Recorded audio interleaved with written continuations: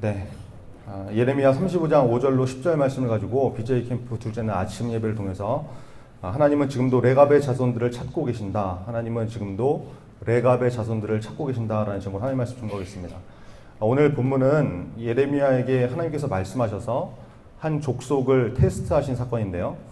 이 말씀을 통해서 우리에게 주신 메시지가 무엇인지 잘 듣고 깨닫는 저희가 됐으면 좋겠습니다. 오늘 본문 앞부분에 나오는 35장 1절과 2절에 보니까 예레미야에게 하나님 말씀이 임하죠. 한번 보겠습니다. 유다의 요시야 왕의 아들 여호야김 때에 여호와께로부터 말씀이 예레미야에게 임하여 이르시되 너는 레갑 사람들의 집에 가서 그들에게 말하고 그들을 여호와의 집 한 방으로 데려다가 포도주를 마시게 하라 하시니라. 이렇게 말씀합니다. 여러분, 오늘 본문의 배경이 되는 시기에는 세상이 굉장히 어려웠습니다. 어지러웠습니다. 하나님 말씀대로 사는 사람을 찾아보기가 어려운 그런 시기였습니다.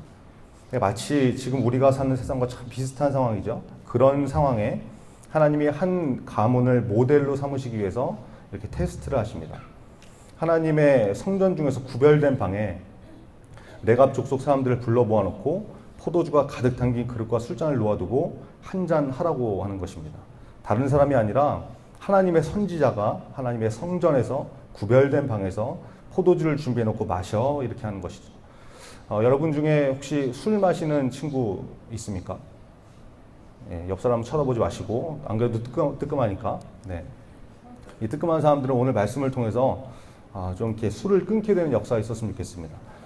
여러분, 지금은 이 술 문제가 이렇게 피부에 별로 안 와닿을 수도 있는데, 여러분 앞으로 살아갈수록 대학에 가고 사회생활을 하면 할수록 만만치 않게 이 술 문제와 부딪히게 될 것입니다.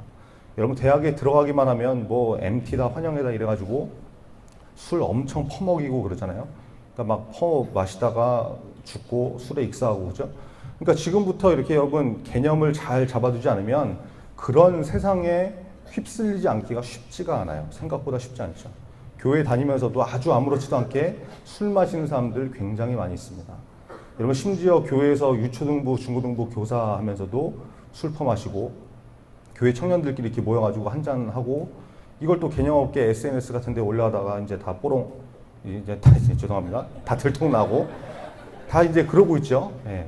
제가 다니는 교회에서 그런 게 아니라 그런 이제 일부 교회가 있다니까요.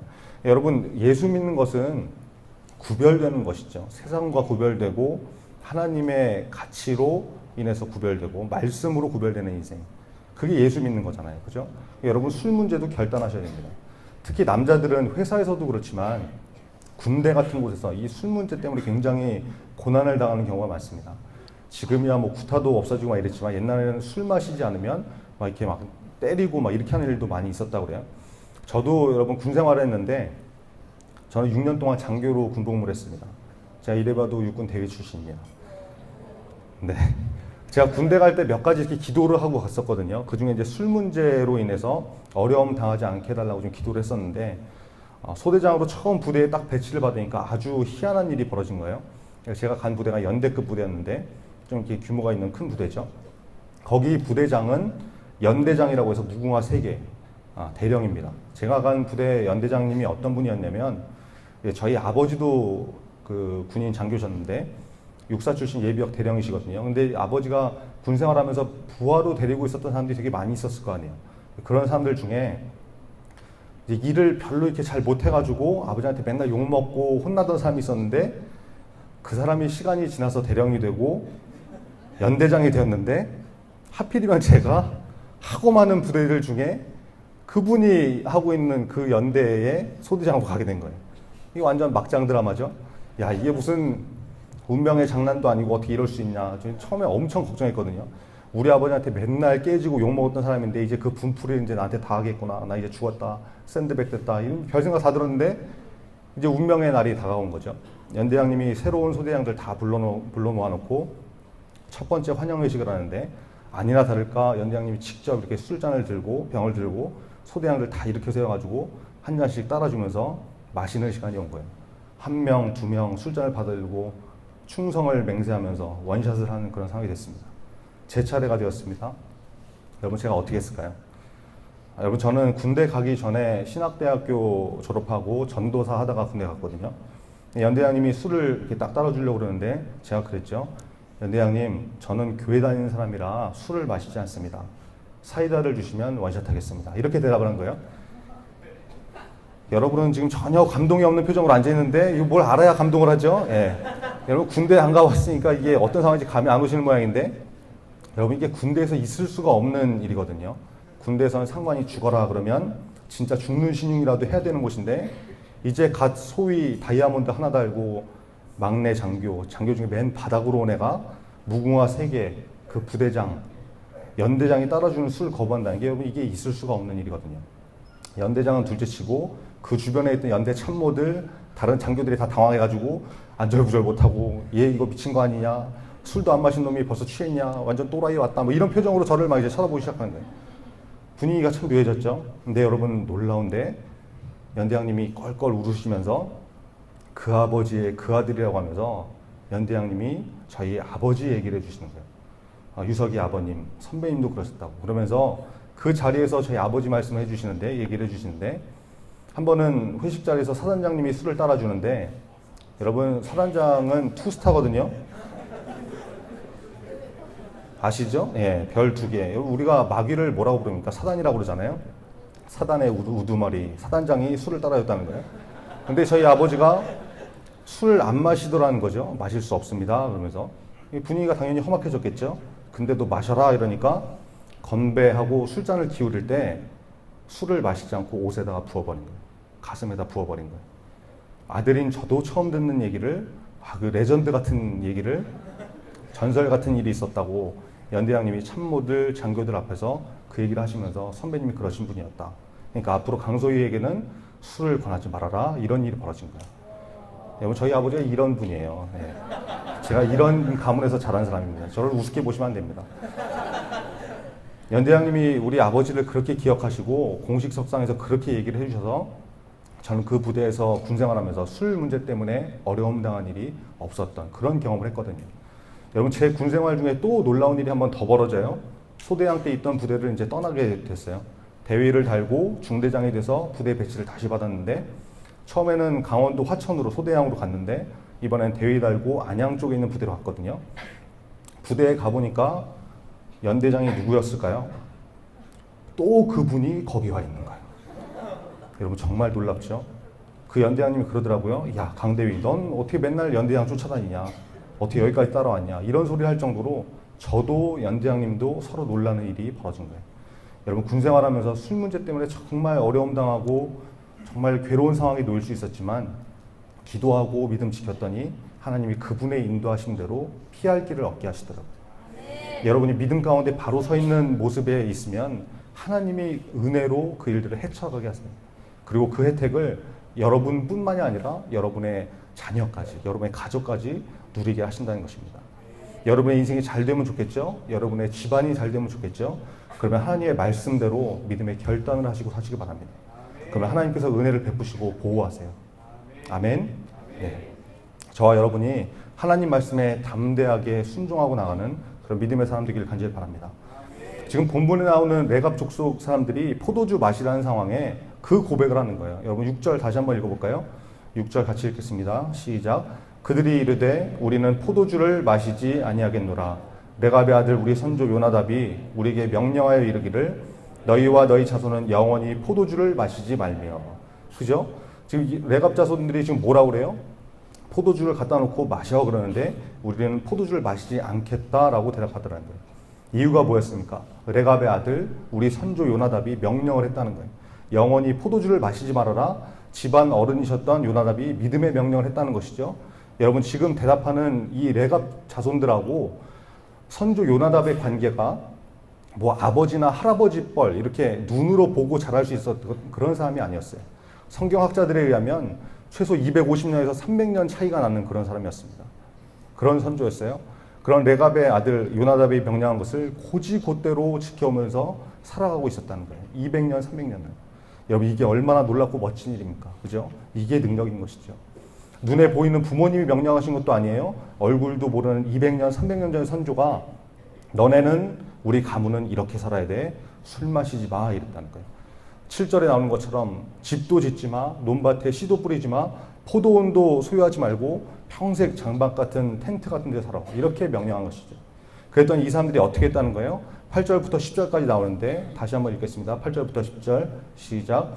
우리가 레갑의 아들 우리 선조 요나답이 우리에게 명령한 모든 말에 순종하여 우리와 우리 아내와 자녀가 평생 동안 포도주를 마시지 아니하며 살 집도 짓지 아니하며 포도원이나 밭이나 종자도 가지지 아니하고 장막에 살면서 우리 선조 요나답이 우리에게 명령한 대로 다 지켜 행하였노라. 아멘.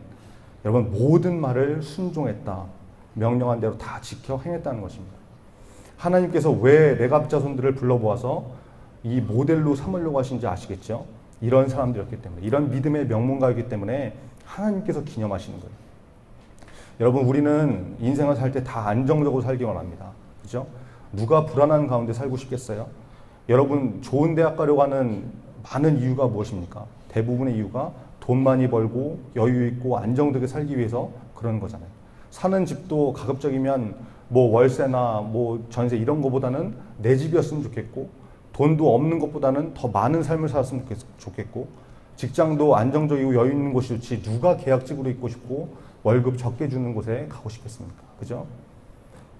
여러분, 지금 취업이 안 돼서 참 난리죠. 청년들이 다 아르바이트, 비정규직 이런 데밖에 갈 데가 없어서 정규직 하면서 이런 일자리들을 갈망하고 있잖아요. 그나마 비정규직이라도 되면 다행이죠. 대학 졸업하고 취업이 안 돼가지고 고통받고 있는 사람이 얼마나 많이 있냐 말입니까? 근데 보세요. 레갑 자손들은 선조 요나답이 명령한 것을 이 보면은 다 안정적인 것을 포기하라는 것이거든요. 집 짓지 말래요. 텐트 같은 데 살래요. 농사 짓지도 말고 포도원도 갖지 말래요. 경제적으로 안정되는 거, 정착해서 한 곳에 안정되게 사는 거, 이거 다 하지 말라는 것입니다. 여러분, 레갑 자손들도 사람입니다. 우리와 똑같은 사람이죠. 그러면 이 사람들이하고 안정적으로 사는 것이 싫었겠습니까? 똑같은 사람인데 그럴 리 없죠.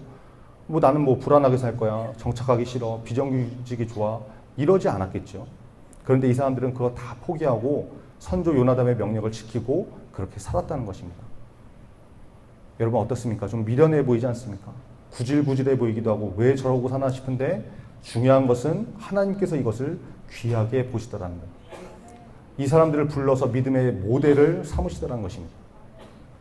여러분, 아침이라 좀 이렇게 힘드신 것 같아서 제 간증 하나 하고 이렇게 말씀 좀 마무리할게요. 제가 얼마 전까지 좀 번듯한 회사에 다녔습니다. 군대 전역하고 전도사 사역하다가 돈을 좀 벌어야 돼서 취직을 했는데 금융권으로 간 거예요. 여러분, 비정규직도 아니고 정규직이었습니다. 월급도 괜찮았어요. 회사에서 인정도 받고 잘 다니고 있었습니다. 근데 문제가 생겼어요. 올해 초에 1월 달이죠. 회사에서 그러는 거예요. 4월에 단합대회를 한다고 1박 2일 제주도로 MT를 간대요. 아, 좋죠. 예. 회사에서 항공권까지 다 이렇게 지원하고 전 직원이 모두 참여하는 이런 은혜로운 행사를 회사에서 마련한 거예요. 얼마나 좋습니까? 근데 회사가 금융업을 하는 곳이기 때문에 평일날 영업을 쉴 수가 없어요. 그러면 여러분, 단합대회를 언제 하겠어요? 당연히 주말에 하죠. 그죠? 토요일 아침 일찍 떠나서 주일날 저녁에 돌아온다는 거예요. 참석 여부를 확인하는데 이건 무조건 100% 의무적으로 참여를 해야 된다는 거예요. 제가 뭐라고 대답했을까요? 당연히 못 간다고 그랬어요. 왜요? 주일 성수가 걸려 있으니까. 그죠? 주일인데 어디 가냐고, 예배 드려야 된다고 그랬어요. 그랬더니 이 얘기를 들은 이제 회사의 높은 분들이 뒤집어지고 난리가 났어요. 어디 감히 말단 직원이 회사에서 고심 끝에 마련한 이 귀한 행사에 아직 3개월이나 남았는데 어떻게든 참석하려고 고민도 해보지 않고 애도 쓰지 않고 저렇게 함부로 안 가겠다고 얘기를 하냐? 제정신이냐? 이런 정신자세를 가진 직원은 필요 없다, 이렇게 된 거예요. 아, 고민이 되더라고요. 제주도 놀러 가지 않으면 회사에서 잘리게 생겼어요. 분위기 험악해졌습니다. 저랑 같이 근무했던 직원들이 한 45명 정도 되는데 그 중에 저만 교회 다니는 게 아니겠죠. 기독교가 16명이나 된대요. 그런데 아무도 이 행사에 불참하겠다고 말하는 사람이 없어요. 감히 말을 못 꺼내는 거죠. 불이익 당할까봐, 나중에 승진 못할까봐. 주변에서 동료 직원들이 저를 설득하고 막 야단이 났어요. 야, 너 왜 이렇게 분위기 험악하게 만드냐? 교회는 너만 다니냐? 왜 이렇게 유난을 떠냐? 다시 생각해봐라. 막 이렇게 하도 막 이래가지고 제가 다시 답변을 했어요. 가겠다고. 대신 토요일날 가서 토요일날 밤 마지막 비행기를 타고 돌아올 테니 허락해달라라고 했어요. 그랬더니 또 중요한 스케줄은 주일에, 일요일에 다 계획이 돼 있는데 중간에 돌아올 거면 뭐하러 가냐, 차라리 가지 마라, 이렇게 된 거예요. 그래서 그러냐? 그러면 죄송하지만 나도 못 가겠다. 그랬더니 이제 이게 완전히 괘씸죄가 찍힌 거죠. 최고 책임자 이사장님이 저희 지점장한테 지시를 해가지고 강유석 주임 회사 그만두게 하라고, 사표 쓰게 하라고, 이런 상황이 벌어진 거예요. 여러분, 제가 왜 이런 일을 만들었을까요? 그냥 회사에서 가라 그러면 따라가면 편한데, 그죠? 금융권입니다. 돈도 잘 벌었어요. 정규직 직원이에요. 그냥 있으면, 그냥 거기 앉아 있으면 인생 별 걱정 없어요. 안정적이에요. 근데 제 마음에 두 가지가 걸렸어요. 하나는 우리 중고등부 학생들이 마음에 걸렸어요. 제가 입만 열면 학생들한테 그랬거든요. 시험 기간이라고 예배 빠지면 안 된다. 예배가 최우선이다. 주일은 반드시 지켜야 된다. 제가 그렇게 가르쳤는데, 그렇게 설교를 해왔는데, 그런 전도사가 자기 회사 단합대회 MT 간다고 예배 빠지면 얼마나 전도사를 핍박하겠어요. 그렇죠? 제가 견뎌낼 자신이 없더라고요. 더군다나 이 회사 MT 일정이 아주 절묘하죠. 4월 첫째 주였어요. 언제예요? 부활주일이죠. 여러분, 물론 제가 제주도를 갔다고 해도 저는 제주도에 있는 현지 교회를 찾아가서 예배를 드렸을 거예요. 반드시 드렸을 것입니다. 그래도 이게 학생들에게 본이 안 될 것 같은 거예요. 그게 걸렸어요. 또 하나 마음에 걸린 게 있는데, 가장 중요한 하나님이 마음에 걸렸어요. 제가 그 회사 들어갈 때 정말 쉽게 들어갔습니다. 네, 어렵게 들어가지 않았어요. 남들은 다 들어가지 못해서 안 들어가는 곳인데 저는 별 노력 없이 정말 하나님의 은혜로 들어갔거든요. 여러분, 저는 신학을 전공한 사람입니다. 문과예요. 숫자나 돈하고 이게 거리가 먼 사람이에요. 그리고 장교 출신입니다. 금융업하고 전혀 관계가 없는 스펙을 가진 사람이죠. 근데 취직이 됐어요.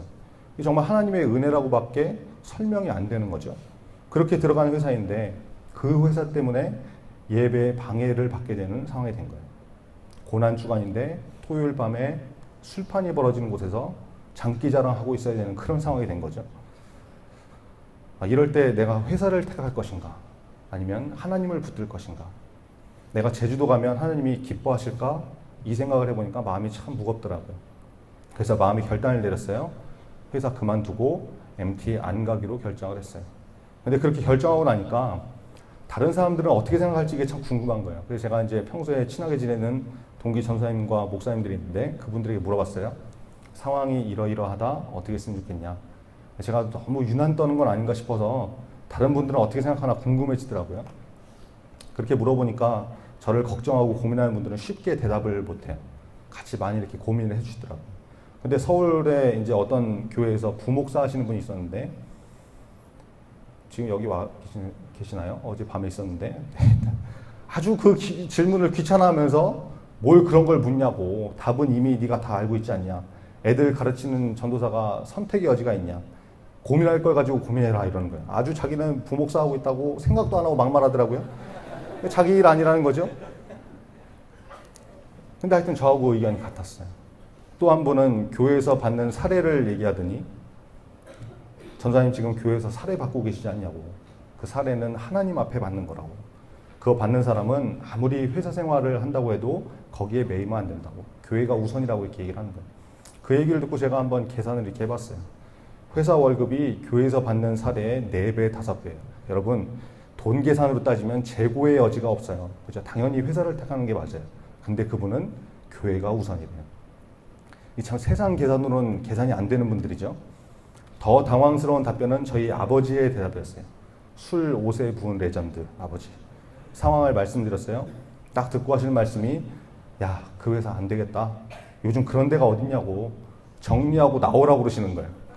제가 살짝 당황할 정도로 단호하게 이렇게 말씀하시는 거예요. 그러면서 하시는 말씀이, 유서가 먹고 사는 문제는 하나님께서 책임지셔. 그러시는 거예요. 은혜가 되죠. 역시 레전드죠.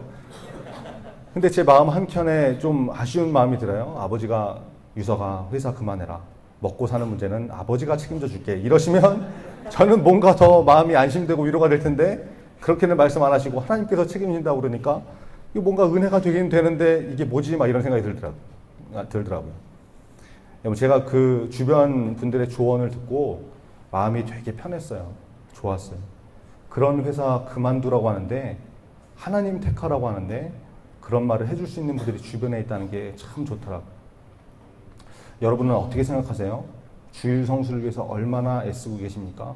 주일을 지키는 문제를 가지고 정규직 직장과 맞바꿔야 된다면, 그런 문제를 만나게 된다면 여러분은 어떤 답을 하실지, 여러분이 직접 이런 문제를 겪게 된다면 어떻게 판단하실지 잘 모르겠습니다. 그리고 혹시나 저한테 여러분이 그런 문제를 만나서 저에게 어떻게 하면 좋겠냐고 상담하시는, 조언을 구하시는 분이 있다고 그러면 정말 쉽게 이래라 저래라 이렇다 저렇다 대답하지 못할 것 같아요. 하지만 저는 이런 믿음이 있습니다. 하나님은 동일한 분이세요. 십계명을 주시고 독생자 예수님을 주시고 우리에게 성경을 주신 하나님은 동일하신 분입니다. 그 하나님이 너는 나 외에는 다른 신들을 내게 두지 말라 이렇게 말씀하셨으면 그 말씀은 태초부터 지금까지 변함없는 말씀입니다. 아니 지금은 세상이 변하지 않았냐. 세상이 기록될 당시하고 지금의 세상하고 천지 차이인데 그때는 그때고 지금은 지금이지. 어떻게 캐캐 묵은 성경을 가지고 21세기를 살아가는 게 이게 말이나 되냐? 이렇게 물어보실 분들이 있을지 모르겠지만 네, 저는 그게 믿음이라고 생각합니다. 피해봐도 손해봐도 생업에 문제가 생겨도 말씀 그대로 살려고 발버둥 쳐보는 게 그게 신앙생활이라고 생각합니다. 여러분 세상은 돈이 우선이고 생업이 우선이라고 하지만 저도 찌들게 사는 것보다 여유롭고 안정적으로 사는 게 더 편하고 좋지만 그것보다 더 중요한 분이 우리 하나님이세요. 저는 그 선택하고 싶더라고요. 여러분 하나님 붙드니까 저를 자르겠다고 하는 회사가 두렵지 않던데요. 제가 담대해질 수 있는 방법을 찾았습니다. 하나님 붙들면 담대해지더라고요. 여러분 다니엘 3장에 나오는 사드락과 메삭과 아벳느고 기억하시죠? 왕의 신상에 절하지 않으면 맹렬히 타는 풀무불에 던진다는 그 상황에 그들은 왕에게 이렇게 대답합니다.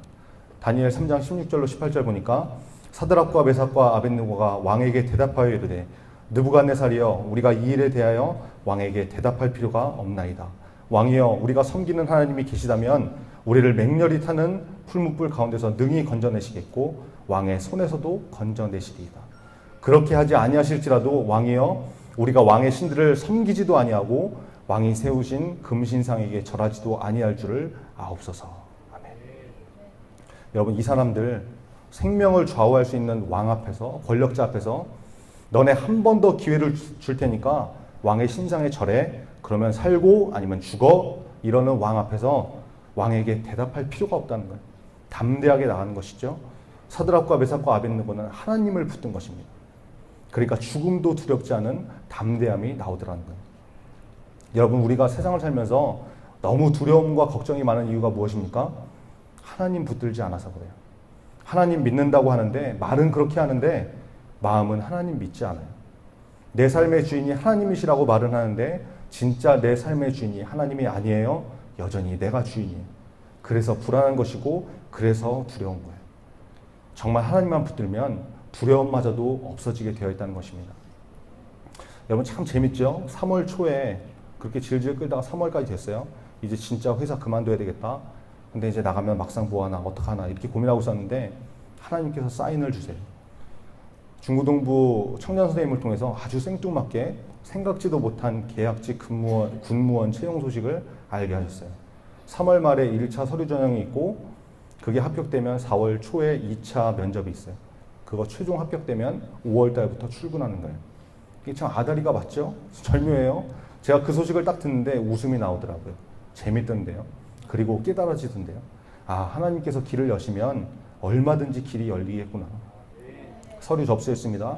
1차 서류 전형 발표가 났어요. 어떻게 됐을까요? 합격됐으니까 말씀드리겠죠. 네. 그래서 2차 면접도 안 본 상황에서 단합대회에 참여하라고 협박하던 회사에 멋지게 서직서 내고 마무리 잘하고 나왔어요. 회사 그만두고 면접 보고 조금 쉬고 있으니까 2차 면접도 하나님께서 통과시켜 주시더라고요. 그래서 5월 1일부터 출근해서 지금 잘 다니고 있어요. 설교 끝나고 저 바로 출근해야 돼요. 여러분 만약에 제가 군무원에 합격이 안 돼서 정말 큰 어려움과 환난 가운데 놓이는 상황이 됐더라도 저는 두렵지 않았을 것 같습니다. 하나님 원망 그런 거 하지 않았을 것 같아요. 왜요? 하나님께서 길을 여시면 언제든지 얼마든지 해결될 것을 믿기 때문에 그래요. 또 뭐 해결 안 되고 어려움 겪으면 그게 하나님 뜻이구나 마음으로 받아들일 줄도 알아야죠. 그게 믿음이죠. 여러분 오늘 본문에 나오는 레갑 자손들에게 선조가 한 이 명령을 순종한 것은 하나님께서 그것을 보고 이렇게 평가하세요. 예레미야 35장 19절에 보니까 그러므로 만군의 여호와 이스라엘의 하나님께서 이와 같이 말씀하시니라. 레갑의 아들 요나답에게서 내 앞에 설 사람이 영원히 끊어지지 아니하리라 하시니라. 영원히 끊어지지 않을 것이다. 하나님 바라보고 하나님만 의지하는 백성은 하나님 앞에 영원히 끊어지지 않는다는 것입니다. 하나님의 약속의 말씀입니다. 예레미야 35장의 하나님은 지금도 살아 역사하시는 우리 하나님이십니다.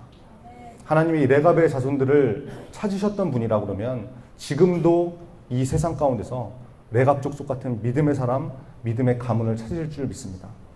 그 하나님 앞에서 우리가 레갑 족속과 같이 구별되어서 꿋꿋하게, 우직하게, 때로는 세상에 볼 때 좀 미련해 보일지라도 하나님 말씀에 그대로 순종할 줄 아는 사람, 그런 가정, 그런 믿음의 사람 되는 저와 우리 모두가 됐으면 좋겠습니다. 기도하겠습니다. 반주 좀 잠깐 해주실까요? 예. 우리 좀 말씀 묵상하면서 같이 기도하죠. 오늘 말씀 기억하면서 하나님 앞에 내가 레갑의 자손 같은 그런 믿음의 사람이 되게 달라고. 술 문제 때문에 어려움 당하고 있는 사람이 있다 그러면 거기서 빨리 떠나서 구별된 사람이 되게 달라고. 내가 주일 문제를 가지고 주일날 교회를 갈까 말까, 낮잠을 잘까, 친구를 만날까 고민하는 인생이 되는 것이 아니라 정한 대로 하나님 앞에 온전히 주일 성수하는 그런 인생이 되게 달라고. 여러분 오늘 말씀 기억하시면서 우리에게 실제적으로 결정해야 되는 문제가 있다 그러면 하나님 그것을 결정하게 해 주옵소서. 나에게 믿음을 더하여 주옵소서. 우리 말씀 기억하면서 같이 기도하겠습니다. 아버지 하나님 감사합니다. 주님 붙잡으옵소서. 역사